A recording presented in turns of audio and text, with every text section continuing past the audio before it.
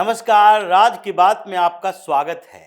चुनाव का fund, election funding, ये ऐसा शब्द है जिसमें आजकल कांग्रेस उलझी हुई है। हर जगह हाथ पांव फैला रही है और अब जब हाथ पांव फैलाते फैलाते भारतीय जनता पार्टी के साथ कंपैरिजन होना शुरू हुआ तो कांग्रेस के नेता सदन के अंदर चीखने चिल्लाने लगे। अब उन्हें चुनाव लड़ने के लिए लोगों को अपने साथ नहीं करना है, उसकी तुलना नहीं करेंगे कि हमने ऐसे ऐसे मुद्दे उठाए जिसके कारण लोगों ने हमें धक्के मारकर बाहर कर दिए। वो मुद्दे नहीं उठा पाए जो लोगों के लिए अट्रैक्ट करने वाला हो, हमारे साथ जुड़ने वाला हो। हमने राहुल गांधी के इशारे पर एंटी नेशनल एजेंडा चलाया। हमने जनता को, वोटर को चोर बताया। वोट चोरी का जो मुद्दा है वो जनता को चोर बताने वाला है कि नहीं नहीं, हम चुनाव हारते नहीं बल्कि हमें हरा दिया जाता है, वोट चोरी होती है। ये उन लोगों को चोर बताने वाला है जो भारतीय जनता पार्टी को, पीएम मोदी को वोट देते हैं और उन्हें बहुमत दिलवाते हैं, कभी कभी ऐतिहासिक जीत दिलवाते हैं। इन लोगों को वो मतलब नहीं है कि जनता क्या सोच रही है, लोग क्या हमारे बारे समझते हैं और नेतृत्व पर सवाल कांग्रेस में राहुल गांधी के खिलाफ क्यों उठ रहा है, इन मुद्दों से मतलब नहीं है। अब इनका टारगेट भी शिफ्ट करता जा रहा है। अब टारगेट ये है कि भारतीय जनता पार्टी तो चुनाव जीतती है पैसों के बदौलत। भाजपा को करोड़ों करोड़ रुपए चंदे मिलते हैं और हमारे अकाउंट खाली हैं। अब यह मुद्दा इनका होने वाला है आगे, जिसका संकेत संसद के अंदर कांग्रेस के ट्रेजरर, कोषाध्यक्ष अजय माकन ने दिया।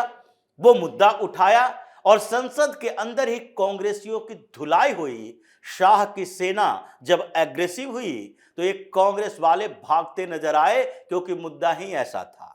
ये वोट चोरी करते करते अब इलेक्शन फंड की चोरी की बात करने लगे।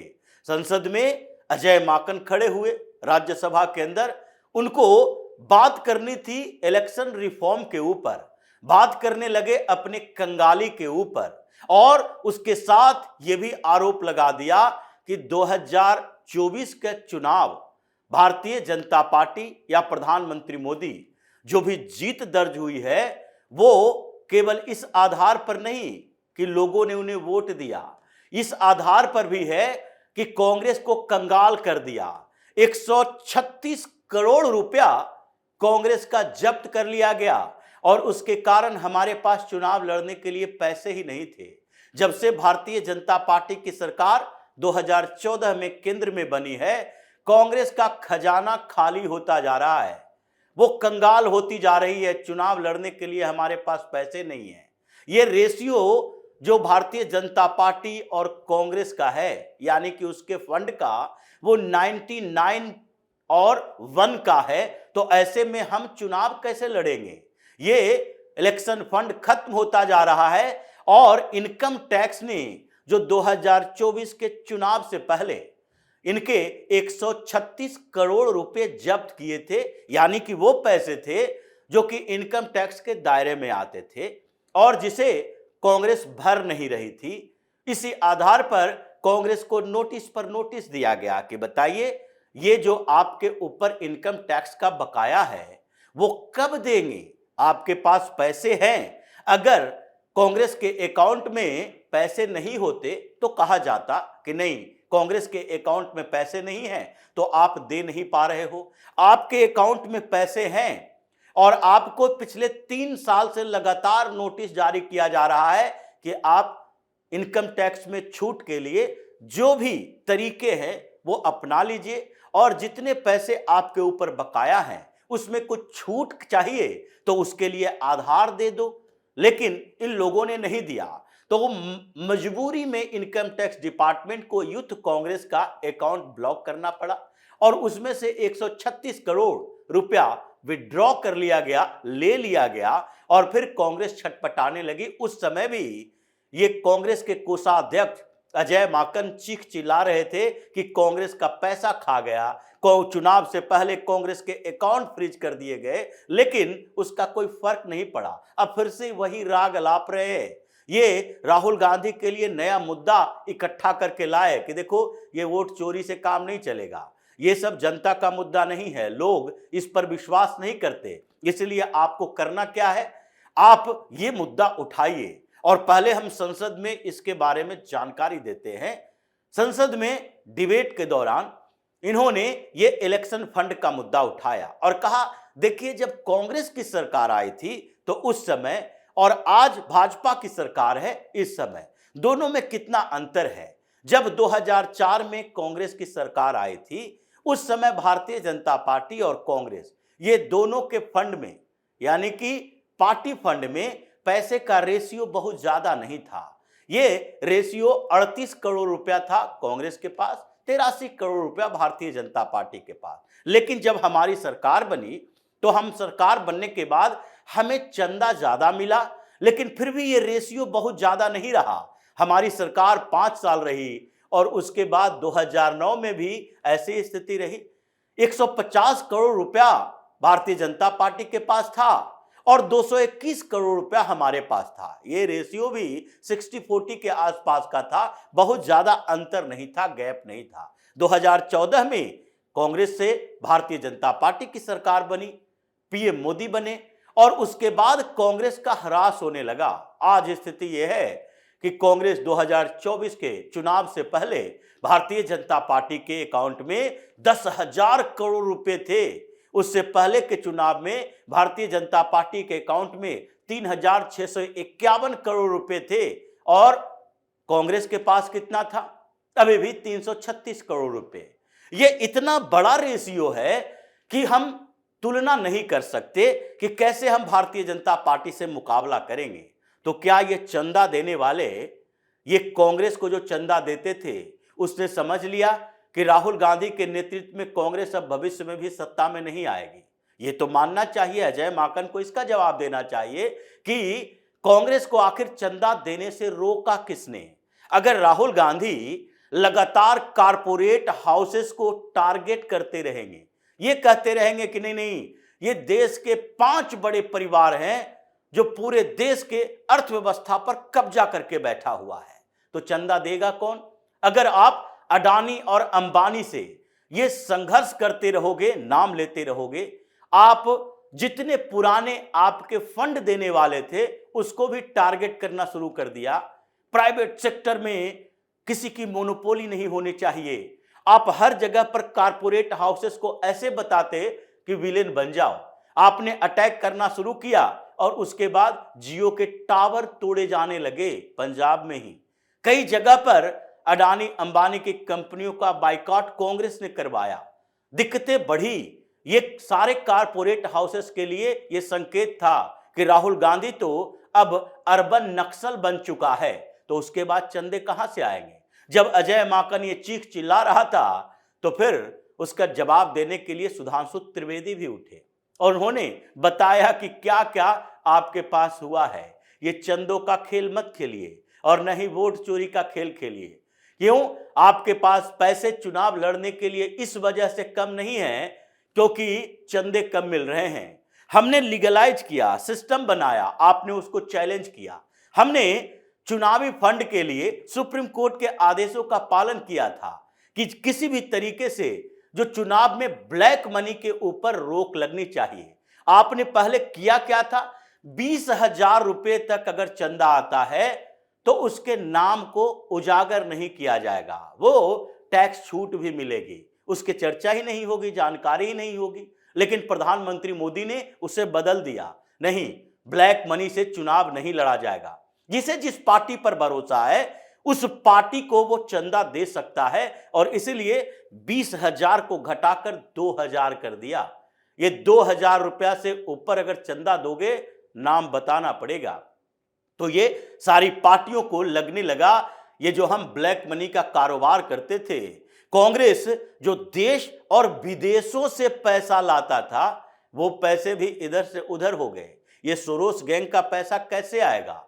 कांग्रेस के अकाउंट में तो नहीं आ सकता। ऐसे आता था, अगर ये नियम नहीं रहते तो आता था ये 15,000, 18,000, 19,000 के नाम पर 1,00,000 ऐसे लोगों का नाम दे दिया जाता। लोगों नहीं, मतलब 1,00,000 डोनेशन जो मिला है वो 15,000, 20,000 के फॉर्मेट में मिला है। करोड़ों रुपया आपके अकाउंट में आते थे ब्लैक मनी का। ये अभी कांग्रेस वाले ही बताएंगे कि क्यों नवजोत कौर सिद्धू ने कहा कि कांग्रेस में सीएम की कीमत 500 करोड़ रुपए है। छिटपुट जगहों पर सरकार बनी है तो उसका मतलब है कि वहां पर सीएम जो बनते हैं 500 करोड़ के अटैची लेकर जाते हैं और वो अटैची देते हैं 10 जनपद में जाकर, तभी चीफ मिनिस्टर बनाया जाता है। मंडियों में जैसे रेट लग रहे हैं वैसे तो कांग्रेस में मंत्रियों का रेट लग रहा है। तो क्या आप बताएंगे ये पैसे कहां से आते हैं, कहां जाते हैं? ये अकाउंट में नहीं जाते तो ब्लैक मनी का कारोबार होता होगा। ये राहुल गांधी कांग्रेस के अध्यक्ष नहीं हैं लेकिन नेता प्रतिपक्ष बना दिया। कांग्रेस के एक सांसद हैं, पूर्व अध्यक्ष हैं, इसके नाम पर राहुल गांधी पर करोड़ों करोड़ खर्च किए जाते हैं कांग्रेस के फंड से। ये राहुल गांधी विदेश जाते हैं तो उसमें पैसा इनका अपना नहीं लगता, कांग्रेस का पैसा खर्च होता है। राहुल गांधी पर 28 से ज्यादा मुकदमे हैं। ये वकीलों को फीस कांग्रेस से जाता है कि कांग्रेस के लिए राहुल गांधी ने ये बात बोली थी। भारतीय जनता पार्टी को टारगेट किया, शाह को टारगेट किया, सेना को टारगेट किया, चुनाव आयोग को टारगेट किया, गांधी के हत्यारे मामले में संघ को टारगेट किया। अब इन सारे में मुकदमे चल रहे हैं, करोड़ों के वकीलों की फीस जा रही है। कौन दे रहा है? अपर हाउस में, अगर अपर जुडिशियरी में ये फीस देने वाले लोग जिनको आप वकील रखते हैं उसको तो राज्यसभा का प्रलोभन दे देते हैं। ये खर्च होता है और कांग्रेस के पैसे, ज्यादातर पैसे एक खास परिवार के अय्यासी में खर्च होता है। तो फिर चुनाव में ये नेताओं को, कार्यकर्ताओं को और कांग्रेस के प्रचार पर खर्च करने के लिए पैसे आएंगे कहां से? ये समस्या है और अभी राहुल गांधी यू टर्न ले रहा है। इसीलिए पहले अडानी के साथ मीटिंग, डिनर पार्टी में, और ये जो अंबानी करता रहता था, और यही जयराम रमेश जिसने 3 महीने पहले ये सवाल उठाया था कि अंबानी का जो ये नया जू खुला है उससे दिल्ली जू का कॉन्ट्रैक्ट साइन हो रहा है, एमओयू। क्या आप प्राइवेट करने जा रहे हैं दिल्ली जू को? लेकिन उस समय कि भारतीय जनता पार्टी के साथ अंबानी का रिश्ता है, बेहतर रिश्ता है, उससे भी ज्यादा ये रेवंत रेड्डी कांग्रेस के लिए आजकल काम कर रहा है। राहुल गांधी का ये फंड मैनेजर वही बन गया है। वो मुख्यमंत्री इसीलिए बना हुआ है क्योंकि चोर गैंग में होने के बावजूद, जिसके ऊपर कैश फॉर वोट का मामला चल रहा है, ईडी इंक्वायरी चल रही है, राहुल गांधी उसे नहीं हटा रहा। बल्कि कैप्टन अमरिंदर सिंह ने यही बात कहा था, एक छोटे से आरोप पर पंजाब में मंत्री बदलने के लिए राहुल गांधी ने बार बार दबाव बनाया। और आज ये बघेल पर इतने सारे आरोप लगे। आरोप ही नहीं लगे, उसके घर में सौम्या चौरसिया बैठी हुई जो डिप्टी सेक्रेटरी थी, जो डिप्टी सेक्रेटरी के घर में 50 करोड़ कैश, उसका बेटा जेल में, उसके ऊपर आरोप, उसके घर से रैकेट चल रहा था ये महादेव ऐप घोटाले का, कोल ट्रांसपोर्टेशन घोटाले का, शराब घोटाले का, जो रायपुर का मेयर ये फंसा हुआ था उसमें, ये सारे लोग कर रहे थे। और उस समय राहुल गांधी चुपचाप आंख बंद करके बैठा हुआ था। मतलब इन जगहों से पैसा 10 जनपद को ही मिलता है। तो अगर कांग्रेस का पैसा, ये राज्यों में मिलने वाले पैसे, इसका इस्तेमाल एक खास परिवार अपने स्विस बैंक के अकाउंट में भरने के लिए रखेगा तो पार्टी के फंड में पैसे कहां से आएंगे? यह स्थिति कांग्रेस की है और इसलिए परेशानी बढ़ी, हंगामा हुआ। ये सारे कांग्रेस वाले छटपटाने लगे, शाह की सेना ने खदेड़ कर इसे भगाया। इसलिए संसद में जब सवाल उठाओ तो फिर ये देख लो कि कांग्रेस के कुकर्मों की कितनी फाइल है। अभी तो फाइल खुलनी बाकी है। 24 बड़े नेता कांग्रेस के हैं जो ईडी की लिस्ट में शामिल हैं, जिसकी इंक्वायरी हो रही है। ये सुप्रीम कोर्ट जब गए थे तो उसमें सबसे ऊपर की लिस्ट में 24 कांग्रेस नेताओं का था। उसके बाद ममता बनर्जी की पार्टी के नेताओं का है जो 19 है, जिसके ऊपर ईडी इंक्वायरी चल रही है। करप्ट नेता, करप्ट परिवार, करप्ट सरकार इनकी राज्यों में, और उसके बाद भी पैसे का रोना रो रहे हो। मतलब साफ है कि अब ये यू टर्न ले रहा है। चंदा इकट्ठा करने के लिए कारपोरेट हाउस से समझौते भी हो रहे हैं।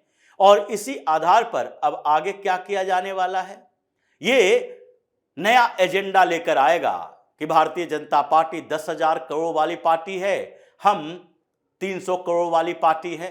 ये नया एजेंडा है, लेकिन ये इस एजेंडे को अभी संसद के अंदर जो एक्सपोज किया है, कांग्रेस की हेकड़ी निकल गई। अजय माकन मुंह छुपाकर भागता नजर आया।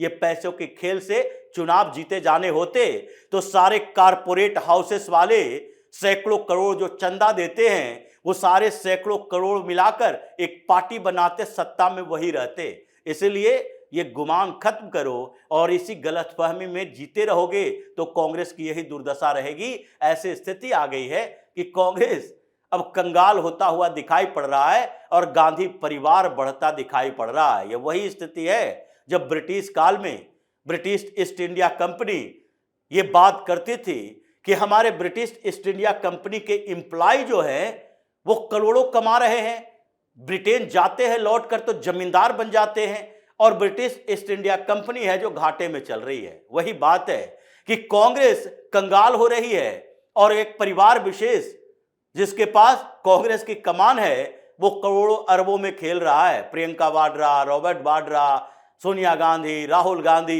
ये सारे लोग करोड़ों अरबों की डील कर रहे हैं, लंदन से लेकर दुबई तक प्रॉपर्टी इकट्ठा कर रहे हैं और कांग्रेस कंगाल हो रही है। वही स्थिति आ गई है। इसलिए कांग्रेस को जो जवाब मिला है उसके कारण ये तिलमिलाए हुए हैं। तो इसी तरह की खबरों के साथ फिर से हाजिर होंगे। तब तक के लिए बने रहिए हमारे साथ और देते रहिए हमें सहयोग ताकि इसी तरह की खबर हम आपके लाते रहें। धन्यवाद।